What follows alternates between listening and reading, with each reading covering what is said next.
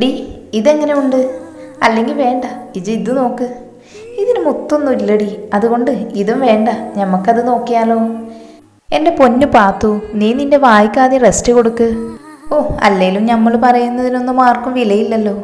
അയ്യേ, എന്തോന്നാ പാത്തുമ്മേ ഇത്?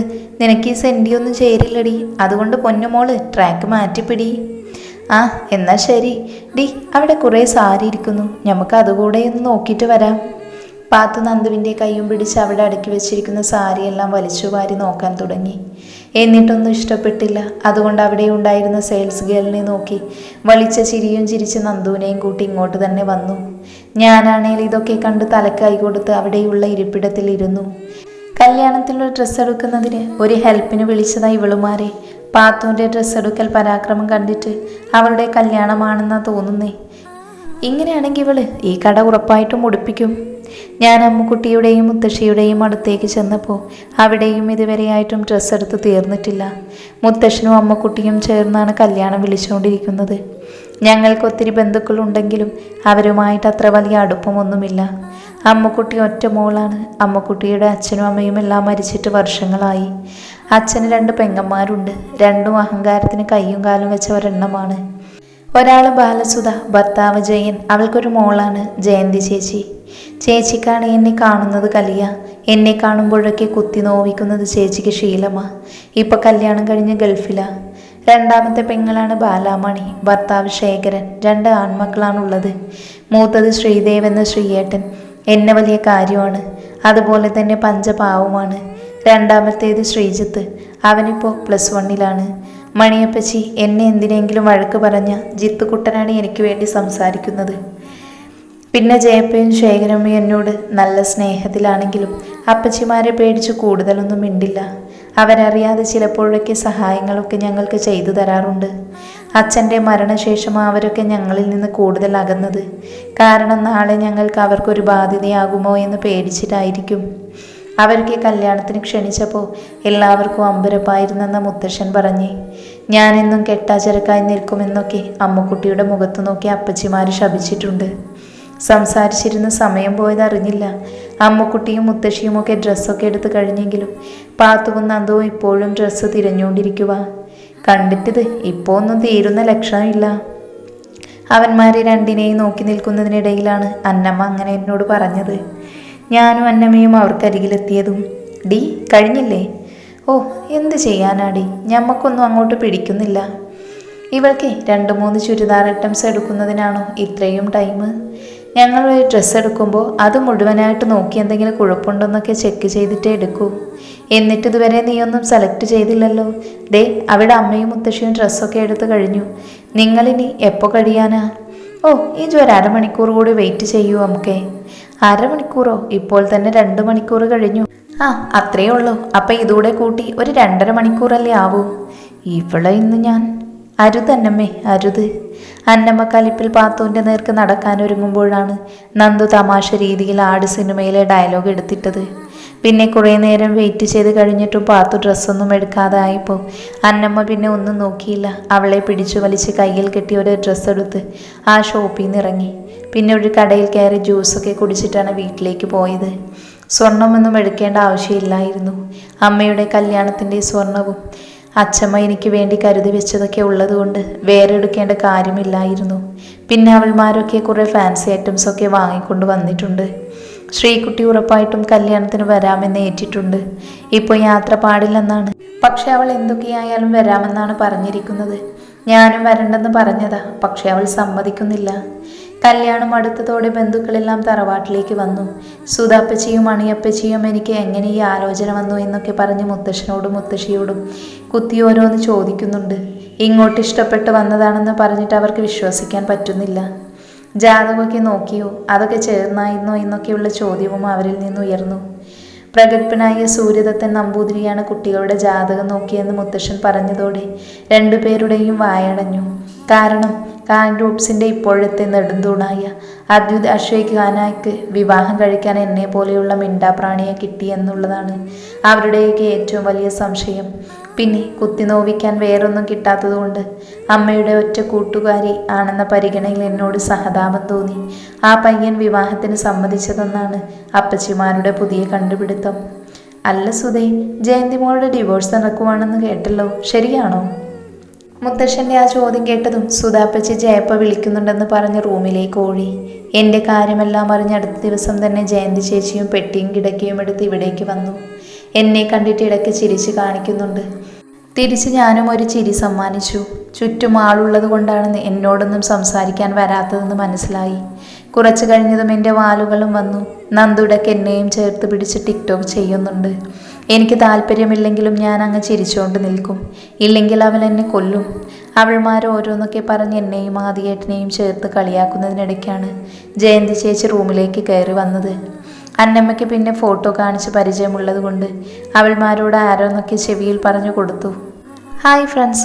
എന്നാലും എൻ്റെ ചന്തു, എനിക്കിപ്പോഴും അങ്ങോട്ട് വിശ്വസിക്കാൻ പറ്റുന്നില്ല. എന്തായാലും നിനക്ക് കൊമ്പത്തെ ആലോചന തന്നെ വന്നല്ലോ. എന്തായാലും ഒന്ന് സൂക്ഷിക്കുന്നത് നല്ലതാ. ആ ചെറുക്കനെ കുറിച്ച് നല്ലോണം ഒന്ന് അന്വേഷിച്ചോ. നിന്റെ അമ്മയുടെ കൂട്ടുകാരിയാണെന്ന് വെച്ച് ഒന്ന് അന്വേഷിക്കാതെ ഇരിക്കുന്നത് ശരിയല്ലല്ലോ. അതിലിത്ര ആലോചിക്കാൻ എന്തിരിക്കുന്നു? ദേ, ഈ ഇരിക്കുന്ന ഞങ്ങൾക്കെല്ലാം ആദിയേട്ടനെ നല്ലോണം അറിയാം. ഞങ്ങളുടെയൊക്കെ സീനിയർ ആയിരുന്നല്ലോ ഏട്ടൻ. സീനിയർ ആണെന്ന പരിചയമല്ലാതെ വേറെ ഒന്നും അറിയില്ലല്ലോ അയാളെക്കുറിച്ച്. വേറെ പരിചയമൊന്നും വേണ്ടല്ലോ. വേറെ ആരോടും പറയില്ലെങ്കിൽ ഒരു രഹസ്യം നമ്മ ചേച്ചിയോട് പറയാം. ഈ ചന്തു ഹംകെ ആദിയേട്ടനുമായി കോളേജിൽ വെച്ച് ലവായിരുന്നു. പിന്നെ നിങ്ങൾ കള്ളം പറയല്ലേ? അയ്യോ ചേച്ചി, സത്യം.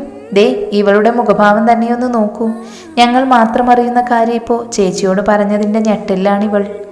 ഞാനാണേ ഇവൾമാർ പറഞ്ഞതൊക്കെ കേട്ട് അന്തം വിട്ടൊരിപ്പായിരുന്നു. എൻ്റെ ആ മുഖഭാവം നന്ദു എടുത്ത് യൂസ് ചെയ്തു. ഇനി ചേച്ചിക്ക് വിശ്വാസമായില്ലെങ്കിൽ ഇതുകൂടെ ഒന്ന് നോക്ക്.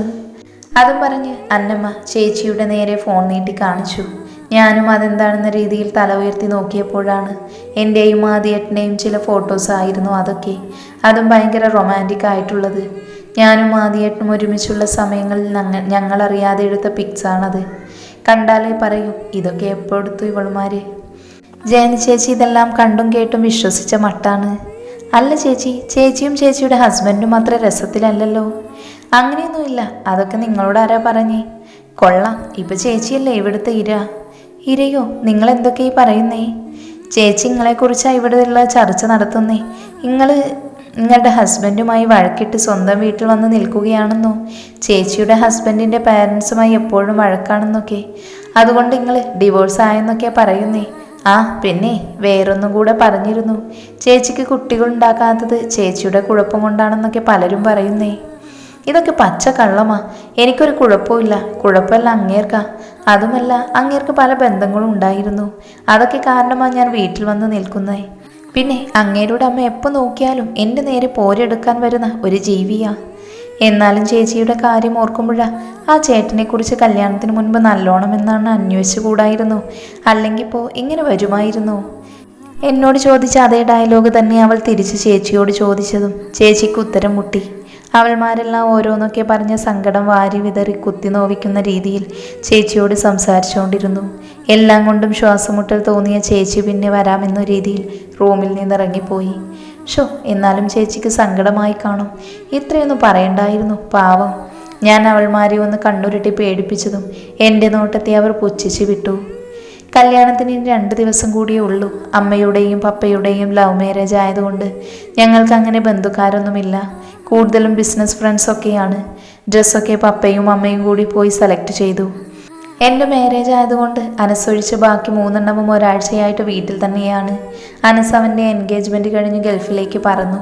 എൻ്റെ മാരേജ് ആയതുകൊണ്ട് എമർജൻസി ലീവ് എടുത്ത് നാളെ രാത്രി എത്തുമെന്നാണ് രാവിലെ വിളിച്ചപ്പോൾ പറഞ്ഞത്. ഞാൻ സ്റ്റെപ്പ് ഇറങ്ങി താഴേക്ക് വന്നതും അവന്മാരെല്ലാം ഫുഡ് കയറ്റുന്ന തിരക്കിലായതുകൊണ്ട് ഞാൻ ഡിസ്റ്റർബ് ചെയ്യാൻ പോയില്ല. ഹാളിലേക്ക് വന്നപ്പോഴാണ് ശങ്കരാങ്കിലും സാരംഗി ആൻറ്റിയും പപ്പയുമായി സംസാരിക്കുന്നത് കണ്ടത്.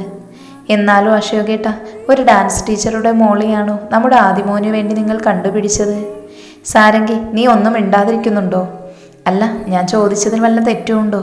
ഇന്ന് ഞാനല്ലെങ്കിൽ നാളെ വേറൊരാൾ ഇങ്ങനെയൊരു ചോദ്യം നിങ്ങൾക്ക് മേലെ ഉയർത്തും. അപ്പോഴാ എൻ്റെ പപ്പ എന്നെ പഠിപ്പിച്ചിരിക്കുന്നത് ആളുകളുടെ നല്ല മനസ്സും കഠിനാധ്വാനവും നോക്കി കാണാനാ, അല്ലാതെ ഒരാളുടെ വലുപ്പവും ചെറുപ്പവുമല്ല. സൗന്ദര്യവും സമ്പത്തും നോക്കി ആളുകളെ തിരഞ്ഞെടുക്കുന്നതിന് എൻ്റെ പേര് സാധിക എന്നല്ല, അദ്വൈത അശോക് ഖന്ന എന്നാണ്. സാരംഗി, നീ ചോദിച്ചെൻ്റെ മറുപടി കെട്ടിക്കാണുമെന്ന് ഞാൻ വിശ്വസിക്കുന്നു. അവർ ഒരു വലിച്ച ചിരി നൽകി അടുക്കളയിലേക്ക് വിട്ടു. അവരുടെ പോക്ക് കണ്ടിട്ട് അവിടെ പോയി ബാക്കിയുള്ളവർ എൻ്റെ പെണ്ണിനെക്കുറിച്ച് എന്തെങ്കിലും പരദൂഷണം പറയാനാണ് പോകുന്നതെന്ന് നല്ലോണം അറിയാം. ഇവർ ഒരിക്കലും നന്നാവില്ല. പറഞ്ഞ പോലെ ഇവരുടെ സന്താനം എവിടെ പോയി? അല്ല, സാദിമോൾ എവിടെ പോയി? ലണ്ടനിലേക്ക് പോയിട്ടുണ്ട്. സാരംഗിയുടെ അമ്മ കാണണമെന്ന് പറഞ്ഞ് വിളിച്ചതാ. ഇനി എന്ന് വരും? 1-2 ആഴ്ച കഴിയും. വരാതിരുന്ന അത്രയും നല്ലത്. അത് മനസ്സിൽ പറഞ്ഞ് അവന്മാരുടെ അടുത്തേക്ക് വിട്ടു. 2 ദിവസം കൂടി കഴിഞ്ഞ എൻ്റെ പെണ്ണെനിക്ക് സ്വന്തം. അതൊക്കെ ആലോചിച്ചപ്പോൾ എൻ്റെ ചുണ്ടിലൊരു പുഞ്ചിരി തത്തിക്കളിച്ചു. എടി പാത്തു, എഴുന്നേൽക്കടി. 5 മിനിറ്റ് എടി. നീ 5 മിനിറ്റ് എന്ന് പറഞ്ഞ് ഇപ്പോൾ 1 മണിക്കൂറായി. എല്ലാ എണ്ണവും എഴുന്നേറ്റ്. ഇനി നീ മാത്രമേ ഉള്ളൂ കേട്ടോ. ഈ ചന്ദ്രാടി ഹംകെ ഇത്ര ധൃതി കാണിക്കുന്നേ? ഒന്ന് ഉറങ്ങാൻ പോലും സമ്മതിക്കില്ല. എടി പുല്ല്, ഇന്ന് ചന്തുവിൻ്റെ കല്യാണമാടി. ഓ അതാണോ? അയ്യോ ശരിയാണല്ലോ. എന്നിട്ട് ഇപ്പോഴാണോ ഷെയ്ത്താനെ വിളിക്കുന്നേ? രാവിലെ തന്നെ കുളിച്ച് അമ്പലത്തിൽ പോയി പ്രാർത്ഥിച്ച് തിരിച്ചു വന്നപ്പോഴാണ് പാത്തൂനെ എഴുന്നേൽക്കുന്ന അന്നമ്മയുടെയും നന്ദുവിൻ്റെയും സംസാരം കേട്ടത്. ഉറക്കപ്പിച്ചിൽ അവൾ എന്തൊക്കെയോ പറയുന്നുണ്ട്. ഇന്നെൻ്റെ കല്യാണമാണെന്ന് പെട്ടെന്ന് ബോധം വന്നതും അവൾമാർ രണ്ടിനെയും എന്തൊക്കെയോ ചീത്തയും വിളിച്ച് ബാത്റൂമിലേക്ക് ഓടി. എത്ര പെട്ടെന്നാണ് ദിവസങ്ങളെല്ലാം കടന്നു പോയത്. ഇന്നലെ രാത്രി അമ്മുക്കുട്ടിയുടെ കൂടെയാണ് കിടന്നത്. ഉറങ്ങാൻ നേരത്ത് ഭയങ്കര ഉപദേശമായിരുന്നു. കുറച്ച് കഴിഞ്ഞപ്പോൾ മുത്തശ്ശിയും വന്ന് ഞങ്ങൾക്കരികിൽ കിടന്നു. എൻ്റെ തലയിൽ തലോടി കുറേ ഉപദേശങ്ങൾ വാരി വിതറി. പിന്നെപ്പോഴോ അമ്മുക്കുട്ടിയുടെയും മുത്തശ്ശിയുടെയും ഇടയിൽ കയറി കിടന്ന് നിദ്രയിലേക്ക് വീണു. ഇനി ഇതുപോലെ സാധിക്കില്ലല്ലോ എന്നോർത്തപ്പോൾ കണ്ണെല്ലാം നിറഞ്ഞു. ഡി, എന്താലോചിച്ച് നിൽക്കുവാ നീ? ഞാൻ ഒന്നുമില്ല എന്ന രീതിയിൽ തലയാട്ടി. എൻ്റെ മനസ്സിലെ വിഷമം മനസ്സിലായതോടെ അവൾ എന്നെ കെട്ടിപ്പിടിച്ച് നിന്നു. കുറച്ച് കഴിഞ്ഞതും എന്നെ ഒരുക്കാൻ ബ്യൂട്ടീഷ്യൻ ചേച്ചി വന്നു. എന്നെ നല്ലോണം സാരി ഉടുപ്പിച്ച് മുഖത്ത് എന്തൊക്കെയോ തേച്ച് പിടിപ്പിച്ച് മുടിയെല്ലാം നല്ല രീതിയിൽ കെട്ടി സുന്ദരിയാക്കി തന്നു. കൂടെ അവൾമാരെയും. ശ്രീകുട്ടി ഒഴിച്ച് നന്ദുവും അന്നമ്മയും പാത്തുവും ഒരേ കളറിലെ ധാവണി സെറ്റായിരുന്നു ഉടുത്തിരുന്നത്. ശ്രീകുട്ടി പ്രഗ്നൻ്റ് ആയതുകൊണ്ട് അവൾമാരുടെ ആ കളറിലെ തന്നെ ഒരു പട്ടുസാരി അവൾക്ക് വാങ്ങിച്ചത്. മുത്തശ്ശനും മുത്തശ്ശിയും അമ്മുക്കുട്ടിയും എല്ലാം എന്നെ കെട്ടിപ്പിടിച്ച് മൂർത്താവിൽ ഓരോ ചുംബനങ്ങൾ തീർത്തു.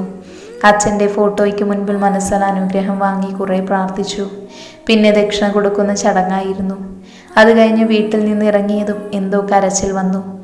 ഒന്നുകൂടെ തിരിഞ്ഞു. ഞാൻ കളിച്ചു വളർന്ന വീടിനെ ഒന്ന് നോക്കിയിട്ട് കാറിലേക്ക് കയറി. അമ്മക്കുട്ടിയുടെ കൈ എൻ്റെ കൈകളിൽ മുറുകെ പിടിച്ചിട്ടുണ്ടായിരുന്നു. അങ്ങനെ ഓഡിറ്റോറിയത്തിലെത്തിയതും അവിടുത്തെ ഒരു മുറിയിലേക്ക് എന്നെ ഇരുത്തി. അവൾമാരെല്ലാം എൻ്റെ കൂടെ നിന്ന് കുറേ സെൽഫി എടുത്ത് വാട്സപ്പിൽ സ്റ്റാറ്റസ് ഇട്ടുകൊണ്ടിരുന്നു. അവൾമാരുടെ കൂടെ സന്തോഷത്തിൽ നിൽക്കുമ്പോഴും ടെൻഷൻ കൊണ്ട് ഞാൻ വീർപ്പ് മുട്ടുമായിരുന്നു. പെട്ടെന്നാണ് ഡോറ് തുറന്ന് ശ്രീകുട്ടിയും സാറും വന്നത്. അവളുടെ വയറൊക്കെ അന്ന് കണ്ടതിനേക്കാൾ കുറച്ചുകൂടെ വീർത്തിട്ടുണ്ട്. എന്നെ കെട്ടിപ്പിടിച്ച് സന്തോഷത്തോടെ ഓരോന്നൊക്കെ പറഞ്ഞിട്ട് പാത്തുവിൻ്റെ നേരെ തിരിഞ്ഞ് അവളോട് വളയിടീച്ചൽ വരാത്തതിന് ഒത്തിരി സോറി പറഞ്ഞു. ഓരോ കളി തമാശയൊക്കെ പറഞ്ഞ് സമയം പോയതറിഞ്ഞില്ല. പെട്ടെന്നൊരാൾ റൂമിലേക്ക് കയറി വന്ന് ചെറുക്കൻ കൂട്ടർ എത്തിയെന്ന് പറഞ്ഞതും എൻ്റെ ഹാർട്ട് ബാൻഡ് മേളത്തേക്കാൾ ഉയർന്ന ശബ്ദത്തിൽ കൊട്ടാൻ തുടങ്ങി.